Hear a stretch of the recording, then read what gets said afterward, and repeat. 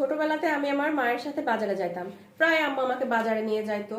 আর আমার মায়ের একটা অভ্যাস ছিল যে হচ্ছে খুব দাম দর করতো। তো আমার মা হচ্ছে একদিন পুঁই শাক আর মিষ্টি কদু কিনছে, এই যে সেই মিষ্টি কদু, পুঁই শাক মিষ্টি কদু কিনছে। তো আমাদের এক পরিচিত ব্যক্তি আমার মাকে মিষ্টি কুমড়া আর এই পুঁই শাক কিনা দেখে বলছিল, ভাবি পুঁই শাক কিনছেন, মিষ্টি কদু কিনছেন, আল্লাহ আপনাদের বাড়িতে এগুলো খায়? জানেন আমাদের বাড়িতে এগুলো কেউ মুখেই তুলে না। একদিন শখ করে নিয়ে গেলাম, কেউ খায় না, পরে অমুকের গরুকে দিয়ে দিলাম, জানেন আমরা খাই না। বাপরে বাপ, এত ভালো লাগে আপনার কাছে? তো আমার মা তো মরে গেছে, উনি হচ্ছে পৃথিবী থেকে বিদায় নিয়েছে। তো এত বছর পরে আমরাও বড় হয়ে গেছি। তো গতকালকে ওই ব্যক্তিটাকে দেখছি যে বাজারে পুঁই শাক আর মিষ্টি কদু কিনছে।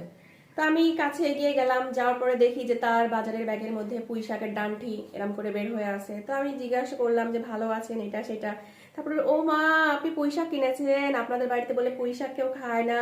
সে ছোটবেলাতে আমার মাকে একবার আপনি বলছিলেন, আমার মা তো দুনিয়া থেকে চলে গেছে, না তো আপনাকে এটার উত্তর দিয়ে যেত। বলেন, দিত না উত্তর? মানুষের কিরকম মন মানসিকতা থাকতে পারে আপনারাই বলেন, ঠিক আছে? মানুষ চায় কি জানেন? অন্যকে সবসময় ছোট করতে, অন্যকে ছোট করে আমাদের সমাজে কিছু মানুষ বড় হতে চায়, অন্যকে অপমান করে দেখবেন নিজেকে সবসময় না ওভার স্মার্ট ভাবে, ঠিক না বলেন? কথাটা আসলে এই জন্যই আপনাদেরকে বলছি যে আমাদের আশেপাশেই থাকে এ ধরনের মানুষগুলো, সবসময় দেখবেন অন্যকে পচায়, অন্যকে পচাইতে তাদের খুব ভালো লাগে।